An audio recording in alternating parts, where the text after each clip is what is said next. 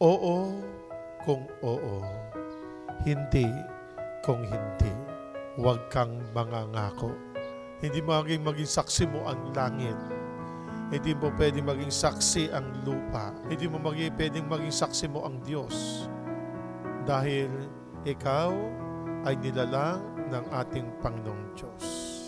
At tanging ang Diyos lamang ang nakakaalam ng lahat-lahat para sa atin. Sa ating pagsunod sa ating Panginoong Diyos, sa ating mga sinumpaan tungkol sa ating buhay, patungkol sa banal na Espiritu, patungkol sa ating Panginoong Jesucristo, sa ating Panginoong Diyos.